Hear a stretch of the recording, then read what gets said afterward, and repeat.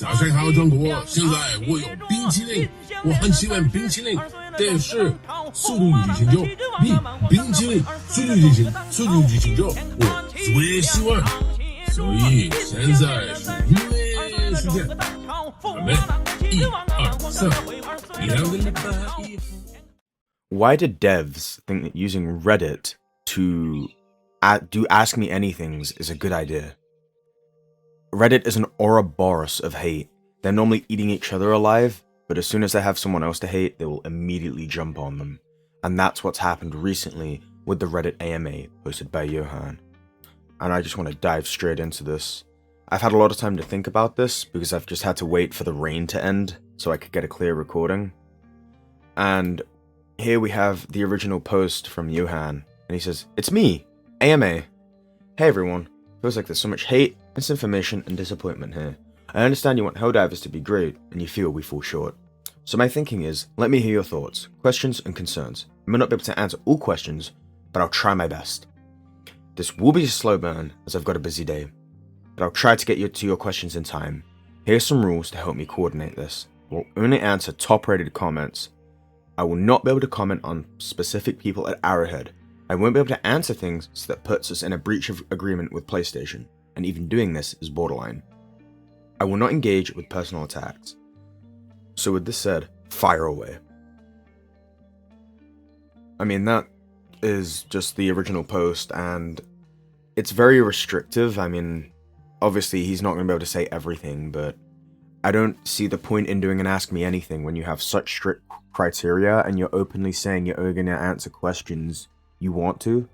Like as if you've had a briefing on certain questions will be asked, only answer these ones and only say this. And that puts him into puts him in a box really, because there's not much he can say, and so he's going to get asked tough questions and cannot answer properly, and it's, in my opinion, only going to give them negative publicity, which is, you know, obviously not good for a company that's already struggling. So why they did this in the first place is odd to me, and it definitely feels like they threw Johan into the meat grinder like chum for the sharks. But there's some questions here that I want to just read through and give my opinion on, especially with the answers that are given. The first one I want to read is from Darkham.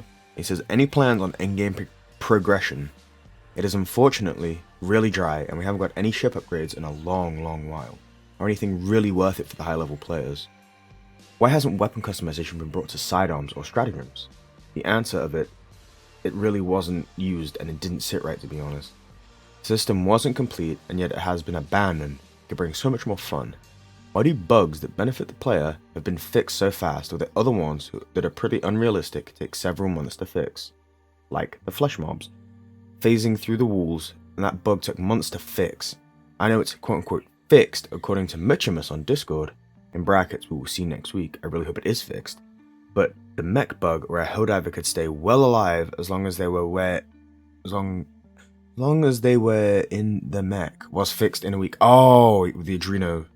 Yeah, that was a bug with the Adreno defib where if you were defibrillated and got in a mech, you had a second shot at life. It says, "Feels like the priority for bug fixing is kind of all over the place. I don't know. There are still many performance problems in the game, like audio stuttering, and some PS5 frame drops still are very often. Even though you said you wanted to focus more on performance, I think it means performance. And last but not least, the communication has been rather disappointing. Not just that important things are only announced on Discord are not in a forum, also hidden changes and lying. The Coyote nerf that wasn't going to happen. Any plans on changing this? That would be my part. I'd really like to hear from you. Sorry for the amount of text and also my errors since English is not my first language. Have a nice day and weekend." I mean, those are some very hard-hitting questions. A lot of them I've had for myself, and a couple of those I did put in my How to Fix Helldivers 2 video. So I have my viewpoints with this person do align quite, closely. And I want to read Johan's answer and see what Pile of Stones has to say. He says, "Progression is high up on my list, and something that I would keep coming back to when talking to the team. Really, my personal priority list would be quality of life, bugs, tweaking, and reviewing old stuff and bringing it up to the standards of the newer equipment. Progression. More things to spend your resources on, raised level cap and associated rewards, refresh of the core game, dynamic missions, objectives, new locations, and challenges in core experience, getting around the staleness. Performance is that never-ending chore that keeps on giving. We will never, quote-unquote, fix performance, but we need to be in a state where it doesn't degrade. There is no deliberate lying, just complexity. The Coyote, for instance, was never changed, but its damage is tied to the fire or burning status effect, which was updated, and herein lies a problem. While we said the Coyote wouldn't be changed, the result of tweaking the fire system means that indirectly the Coyote was affected, even though alteration was not intended to hit the Coyote. So the question at that point is, do we now never change the burning effect? I think this also comes at the heart of how perilous it is to say anything, because anything can be brought up later and pointed to, but in reality, development is complex. There are so many desires, wants, requests, constraints, and an infinite amount of data. That's hard to say anything for certain, if you're afraid of backlash. Everyone at the studio is here to make a great game, enjoyed by millions every month. There's some certain things in here I agree with, and a few things I don't. If they were going to change fire, they could have waited till later, because if they knew how important the Coyote was at the time, and they knew Coyote was a fire weapon, and they were going to change fire, they should have known that if they wanted to do that change, they should have probably done it later, because the Coyote was on everyone's minds, including the team, so they would have been reviewing it very closely, especially since they said they wouldn't, and if they knew it was an indirect nerf, they knew it would be a nerf, whether it's indirect or not, and they knew it was under scrutinous investigation. But I think a lot of this is just words, and not really anything concrete. It's just sort of pontificating points, like saying, oh, we could do this, we could do that, we could do this. And I mean, that's fine if you're a YouTuber like me, who's a nobody, just making up stuff like in my How to Fix Helldivers 2 video. But if you're someone like Johan, the chief creative officer, and you're saying this stuff, it doesn't really give you credibility that you know what you're talking about, or have anything in the works. Now, I know they said they can't say certain stuff, but could that be an excuse to not say anything and hide stuff? I don't know, but it would certainly lead credibility to that. But, you know, I don't want to get into the point where I'm making up stuff with nothing at all to base it on. So this is a second post I want to go through. I'm just going to be going through posts and giving my opinion on them to just sort of throw my hat in the ring. This one says, is there a reason that balance patches to the less used stuff are so few and far between? Feels like stuff that gets forgotten unless the whole community makes an effort to complain about it, like the burning effect, /stealth and suppressors, and how the mechs supposedly are also getting buffed. Meanwhile, some old weapons and stratagems are barely used and will be fine with just a little numbers tweak, not even full reworks, but it rarely happens. Few obvious ones. Orbital Precision Strike, because Orbital Precision Strike became almost a 100% downgrade compared to the Eagle 500 after heavy enemies got their armors adjusted to be lower and their base health points increased. It having most of its damage on the projectile makes it so incredibly harder to use it that it feels like it wasn't intentional and someone made a mistake and meant to increase the explosion damage. This happened in late 2024 and was never changed. The damage profile was inverted from more explosive to more on the projectile, and it was never touched again. I don't think I've seen a single person over level 20 use it since. The orbital EMS is way too small and doesn't last long enough. It could be easily adjusted to be made strong enough to stun bigger enemies to have a niche. The sterilizer, I don't think anyone would agree with you it's in a good spot. Honestly, just having it apply the acid rain effect or lowering the armor could give it a reason to be used. Why can't we have minor number buffs to a lot of things every patch? I feel like most of the problem with the balance are caused by heavy-handed adjustments, see the Eruptor controversy. But instead of doing small changes, changes basically stopped happening unless an entire system or category being changed after a lot of complaints. Seems like it'd be an easy way to technically add more content with minor effort. Now, Johan's answer is, hey, this is a result of a big game, too many variables, scenarios, potential outcomes. Really, this is a path we went down in balance before release, where we said balancing weapons not onto a generic core / themselves, but also against individual foes. Helldivers, as designed, wasn't supposed to be a balanced game, a la Dota, StarCraft, World of Warcraft. It was supposed to be an immersive experience with rules that players get to explore. But to get the game into a fun state, we later decided to quote-unquote balance the game, and this has continued since, and is now the expectation of the community. The unfortunate truth here is that it is way too complex to balance versus the team size and tools we have. The designers are working their asses off, doing their best to achieve that balance. We could hire more, but balance is also a quote-unquote one-man game, i.e. the fewer we are, the easier it is. More people don't help, and unfortunately our quality assurance doesn't catch these issues, and when they do, they aren't prioritized high enough. We've been pushing hard as of late to achieve operational excellence, which means to deliver great builds without bugs on time. We believe this will, in the long run, let us free up time to be better at balancing. I know this answer doesn't address the specifics, and I actually wouldn't know this is specific to the teams, and they try their hardest working around the challenging situations they are in. J. Edit. Clarity on how more people at balancing doesn't solve the holistic change. Now, this I don't really agree with much. There's been a lot of controversy already over the balancing, and there is no balance team, and they should have one-man balance. Now, the issue with one-man balancing is that whatever they want, they get. So if they want the guns to be pea shooters, they get it. They want the guns to be powerful, they get it. Where if you had a team of 4 or 5 people who all have differing opinions, you can come together on a middle ground that will balance weapons. One man doing something isn't balance, that's totalitarianism. So if one man controls something, that's not balanced, it's just complete control. So I don't understand how you can balance with one person. That's like playing a co-op game with one person. It just does not work.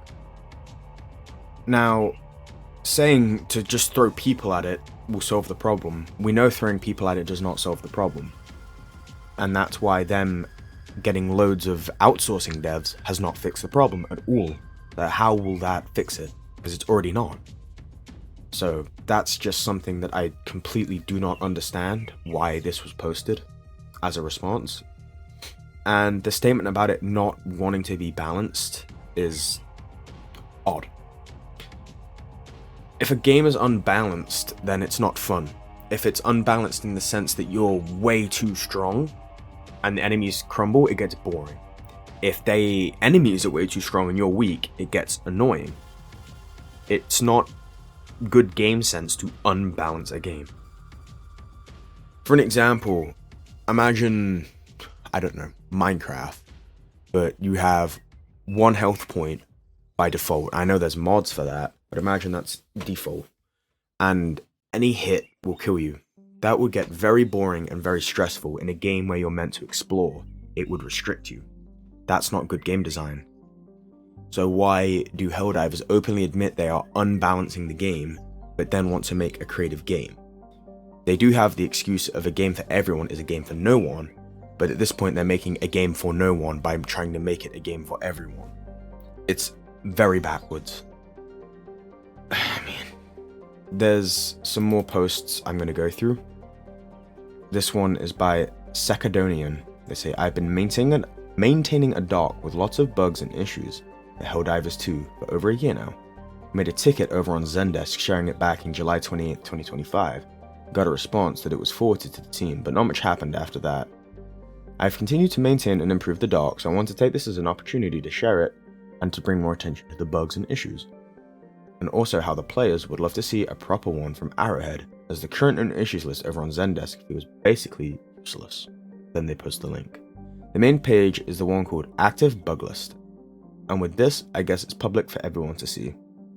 Johan says, this is great, thank you. There is a lot of great info in the community, but I think we need to be much better at finding this info or even asking for it. I think a lot of times we reinvent the wheel, figuratively speaking, in terms of what issues to resolve. This does not have a good look, Arrowhead, when their own known bug list is wrong, and some random community member who plays the game knows more about the bugs than the people who made it. You know, it's like someone who makes food not realizing they put glass in it until someone eats it. You know, you'd think you'd know what your product is. And they always talk about their quality assurance not being good enough, and that's their issue, you know. A lot of problems in Helldivers 2 could be seen by playing one mission. And how is your quality assurance team not seeing that? That's extremely obvious. It just does not make sense that they say to have a quality assurance team, but yet the most simple and basic things fall through the cracks. And they do say, oh, but we want a better quality assurance team. Actions do speak louder than words, and it's just been a lot of words recently. And I don't think that's good enough. I'm going to go through some YouTuber responses. I'm going to do Odo.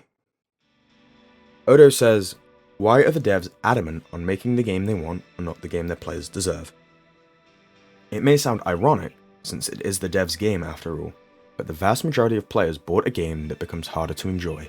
The main reason for that is that it has been the devs' choice. Players fell in love with a horde shooter, and we've seen that throughout the past 2 years on how improving upon that aspect of the game makes for a better experience. For some reason, it's more of a priority to make enemies less fun to engage with, remove creative solutions that players find, and abandon weapons and leave them in a state of viability, but nothing more. All the while wonder why players are so hateful. It may seem that people are simply hating for the sake of it, but I can speak for myself in saying I just want the game to be as good as it should be, and I wish the devs felt the same way. They just have a vision for the game that makes it less fun for their true core audience. This isn't a game for everyone is a game for no one situation either. This is systematic degradation of a game that has left millions of players wondering why. A little side note. People assume that content creators such as myself make videos hating on a game for fun. But again, speaking for myself, that isn't the case. More of a hindrance to make the video, I do to both my channel and to me. I don't enjoy seeing comments saying, thanks for letting me know I shouldn't play a game that I play. I shouldn't have to explain why it's harmful to a channel whose content is 90% gameplay focused. I want Helldivers 2 to focus on making an enjoyable and engaging experience for millions of players that deserve just that, instead of the hyper-focus on a subject of the player base that won't keep Arrowhead's lights on, and will ditch the game the moment it's no longer popular to defend. I've been through the same song and dance with a game called Dauntless. I'm tired, boss. From Hunter. Now, I mean, that's just pretty much the nail on the head. I say this point a lot. And I'm not an avid viewer of Odo, I've watched a few videos, but it's glad to know that other people share the same view, because it just seems to be the common view, the standard view that, if you did something right and then you change that and people complain and you wonder why, it's just, it just doesn't make sense. But hopefully, let's see this response and hope that the response can, bring some light to this. They say, hey, this is a great question. There is no one truth to what players want. It's many millions of individuals with varying expectations on what they want out of the game. If you really drill into it, everyone has nuances or great differences in what they want the game to be. Some appreciate the game for its arcade fun, action, and others love it for the challenge. Some love it for the teamwork, and others play it solo. Some love the lore and narratives, others just want to shoot bugs in the face. Helldivers is a multifaceted, and in this, therein lies the challenge with satisfying everyone. What's important is how we align the studio in preserving what is the core of Helldivers, but everyone at the studio has a differing view of this, especially when new team members join, and how they are onboarded to what the intent of the game is. Helldivers at its core is and always was during development a third-person horde shooter with a milsim fundamentals. But at the surface level this seems like a basic horde shooter, but the depth comes from simulated shooter. I mean, with a change of tone and more hardcore balancing, Helldivers could become a contemporary hardcore shooter. How the team stays true to the core is fundamental in how it is developed, but all games slip over time. Looking at You, originally hardcore SWAT game that now has cartoon characters in it. Games do evolve, especially when teams change and grow. It's up to direction to set the boundaries, which is way more complex when there's 200 people working on the game versus 60. But there's no right answer here. Whichever way the game expands, some will be left disappointed and others will embrace it. I mean, this is just completely wrong. I mean, I don't know why he typed this. I don't want to be crazy negative, but this is the only response I have to this. I can't think of a positive one to glaze. If you don't know what your core audience is, there's a very simple answer. It's called a Discord poll. Put in a Discord poll, leave it up for a week. People can choose whether they want a milsim or horde shooter or whatever other answer. And whatever wins, bam, you've just found your core audience. And now you cater to your core audience, because as Odo said, catering to the smallest audience will not keep your lights on. I mean, excuse me, sorry. This is just crazy. Comparing this to, I think they're referring to Tom Clancy's series of games with the SWAT and cartoon characters. I mean, that's just a crazy deflection. They're basically just saying words, words, words, words, words. A game for everyone's a game for no one. So we're gonna do everything under the sun and make it a feature creep game. My lord. But I mean, like, all I'm gonna say is, what are you on about, Johan? Like, this is genuinely not what I expected from you. And as you can see, there's a lot of downvotes on this, and I mean, that's all you can say. And they're not saying this, but you could misconstrue this to say that they want to turn Helldivers into a hardcore shooter. This could have been worded very differently, but this was very dangerous wording that was used here. And I think this has done more damage than good so far from what I've seen. But I want to get into another YouTuber response from Lieutenant Buzz Lightbeer. He says, Johan, we love Helldivers 2, not only for the chaos it is able to deliver, but also because Arrowhead was the anti-live service game. The game had a steady injection of paid war bonds, major story arc changes, and interactive community events. And with powerful rewards. Sorry, I'm bad at reading. There was also a push led by the studio to expand the in-game systems in an effort to broaden the overall experience when playing Helldivers 2. That was year 1. Since then, the proverbial well has dried up. Tier 5 ship upgrades were introduced in July 2024. The still unfinished weapon customization system arrived in May 2025. The last time we were challenged during a major order and rewarded a stratagem was March 2025. Instead of meaningful features and expanding the game, we've been met with a steady barrage of paid content. Worse still, Arrowhead has fallen into a cycle of fixing long-standing issues only when met with a paid content release, i.e., creating the problem then selling us the solution. Let me explain. Bleed damage and chest hemorrhaging was buffed by 10 times. We get the Force of Law war bond with the ballistic padding passive to counter those changes. Players were long requesting sweeping changes to ragdolling because it was out of control. We are instead sold the Python Commando's warbond with a rock-solid passive, which is still not too very effective. Players wanted more build flexibility for melee instead of being locked into a few armor sets. We were granted that, but only when Siegebreaker's warbond released, which happened to also have Thor's hammer as a stratagem. Suppressors were broken the second they were released with the ODST warbond, and it took hundreds of posts and comments, along with 149 days of waiting, before they were finally fixed, just before the paid Redacted Regiment warbond was released. Fire has been in a rough spot for a long time, and players have long wanted a slow stun effect, but it was not introduced until we were offered the Entrenched Division warbond. And now, here we are, within a few days of Exo Expert's warbond's release. Mechs and all Helldiver armor vehicles, ballistic shields, and turrets have been made of paper ever since the studio made prior changes to us arriving on Cyberstan. Specifically for mechs, they were weakened in late December 2024.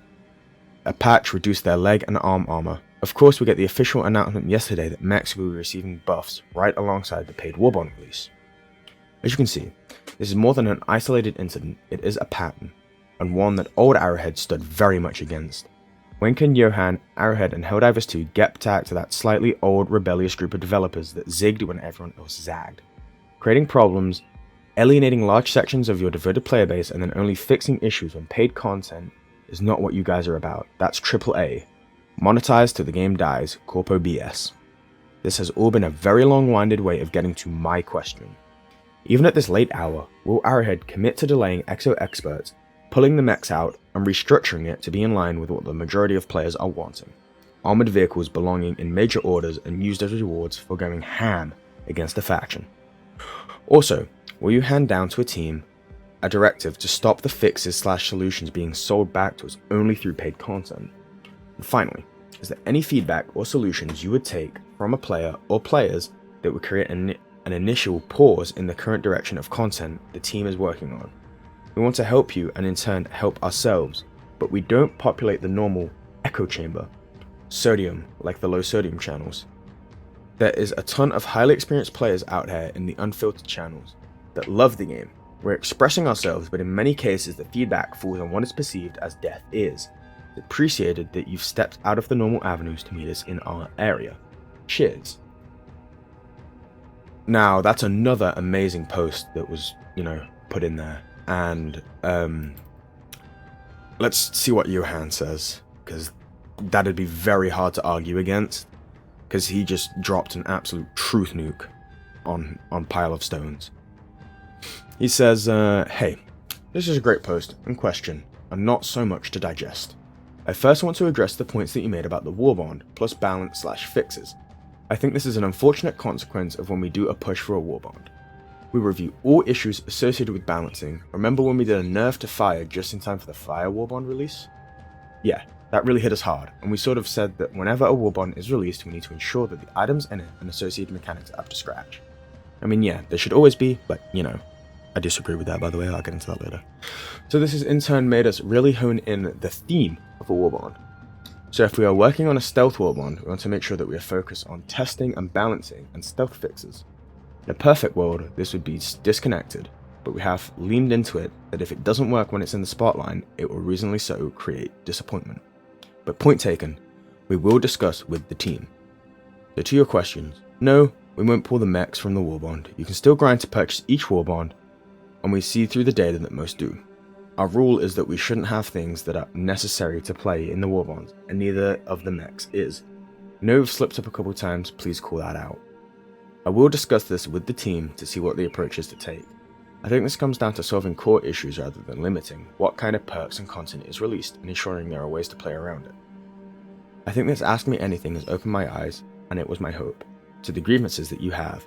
I understand that behind harsh criticism, name-calling and other things there is frustration stemming from the love of the game, and the feeling that it's being mismanaged. The reason why I wanted this Ask Me Anything is that I was frustrated, and it really hurt seeing a project born out of love for players, creating the belief that we at Arrowhead are more focused on value extraction than on making the best game possible. I think my biggest takeaway here is that there are so many valuable points, but since much of it is worded so harshly, there are so many conspiracies. For instance, that the team of 130 in Stockholm has a ban in the game. This subreddit is discounted as being too fringe. But engaging with you all, I hope this proves that it's just hardcore players with a lot of frustration. I feel like this was a whole backhanded message, because he pretty much just admits that yeah, they do buff Warbond before they release to try and get more people to get them. And talking about super credits, it is a cop-out to say that, oh, but you can grind for them. It's either you pay money that you went to work for, or you sit there for hours on a difficulty 1 just staring at the screen, running around looking for stuff. And yeah, it's possible, but it's like saying, oh, I mean, if you just go on the ground and look for pennies long enough, you can technically afford anything. Just it's a matter of time. It's like a gotcha argument. Anytime you talk about super credits or the scarcity or how it feels like they are trying to sort of push super credits into a way where you can get them, but they're encouraging you to buy them by not removing them, but making it annoying. Like, it's malicious compliance, I guess you could say. But people will always just scream, but you can get them, but you can get them. And I think he's leaning into that, which is dishonest, to say the least. Because obviously they're not going to want everything to be grindable because you are a business that wants money. I understand that you're a business that wants money, but I think it's worse to try and lie about that than it is to just say, yeah, we make it more profitable so that people buy the war bonds to keep the company going. This just feels very cloak and dagger, that he's trying to come off as a friend when really we all know he's a businessman. And obviously he's a gamer too, but, you know, it is what it is. Right.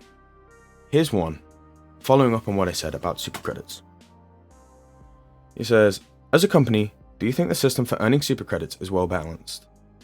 Are you indifferent to the criticism that earning them isn't tied to the game loop and difficulty? Or do you think those are silly ideas? Johan says, I think the super credits earned should skew a bit towards the higher difficulties to make the game more engaging. Farming at low levels isn't exciting. But we are very cautious of rebalancing this as it will inevitably cause backlash. We want more positivity and less negativity.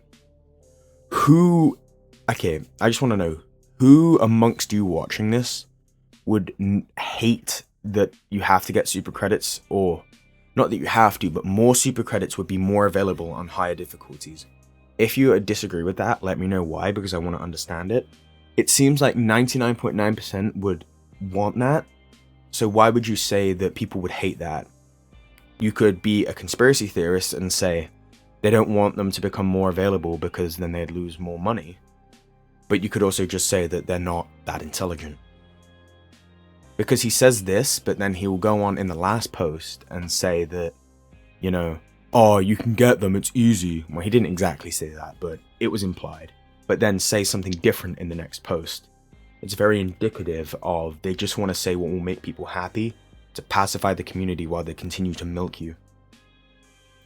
It's just... it irritates me. It irritates me a lot.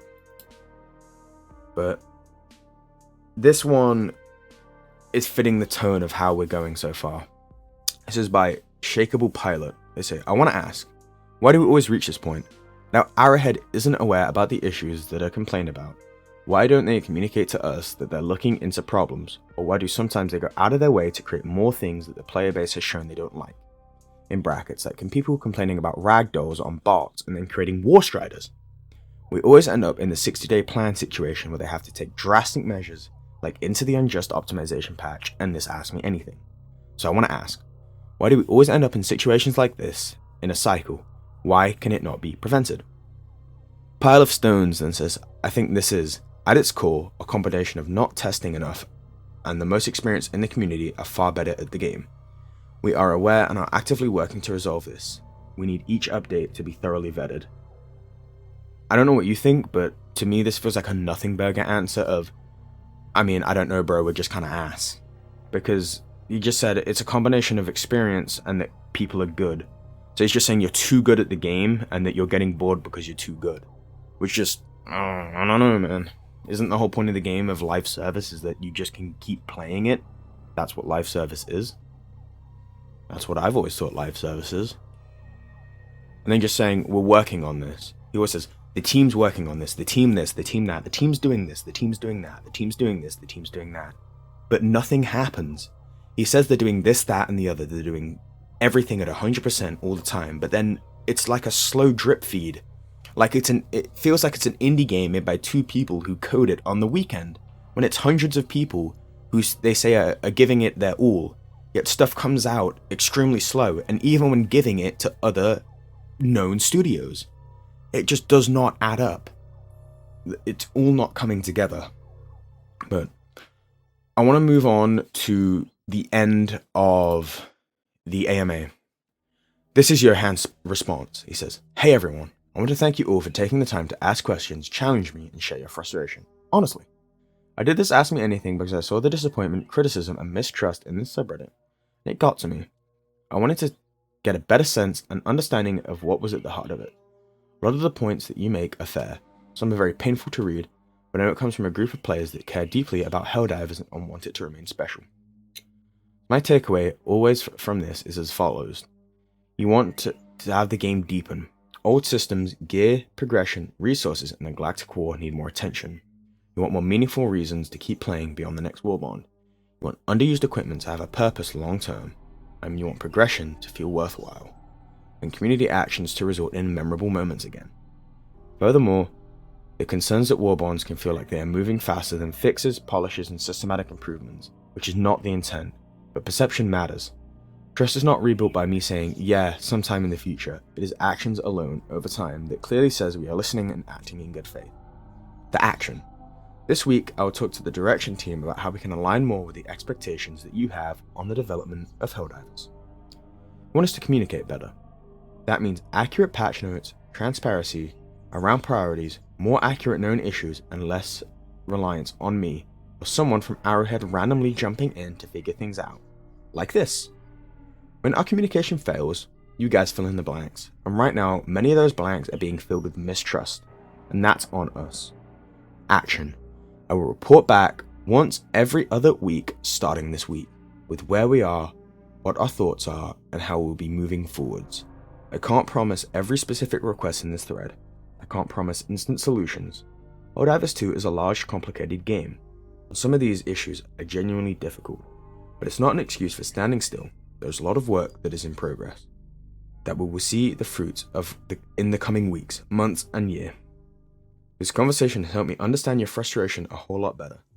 This is not only a demand for more, it's a demand for more meaningful changes, higher standards, better maintained systems, and clear communication. And in the end, a game that continues to feel worthy of passion you, the community, has given it. Thank you to everyone who participated constructively, especially when you were angry. That means you still care. Johan. Now that's the end of it. That's the end of the AMA. There was a lot more questions, but those are the ones that I saw that I wanted to bring forwards and talk upon.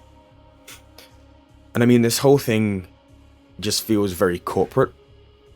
And in that ending post, he's just like, well, you know, I understand what you want, and I'm gonna acknowledge what you want, and then use the I'll talk to the team about this, and then just disappear into the sun.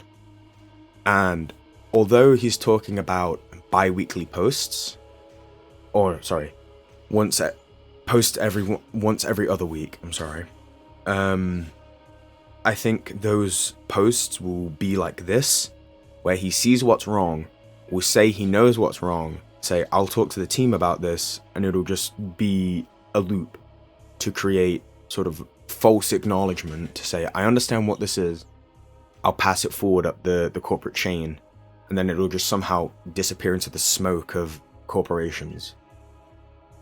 And this feels like them trying to let the steam out without having to actually do anything. Because, you know, they say, oh, you know, actions speak louder than words. And they keep saying that, but their actions are not good. And they say, okay, we'll do better. They don't do better. We'll do better. They don't do better. And it just feels like a whole thing to bring people out of the woodwork and try and calm them down. And then just go nowhere with it. They're doing something. And to them, doing something is doing something good. But, I mean, the community's not happy. And I'm not happy. And I hate being negative about the game, but being positive just feels like you're lying or not being truthful with how you truly feel.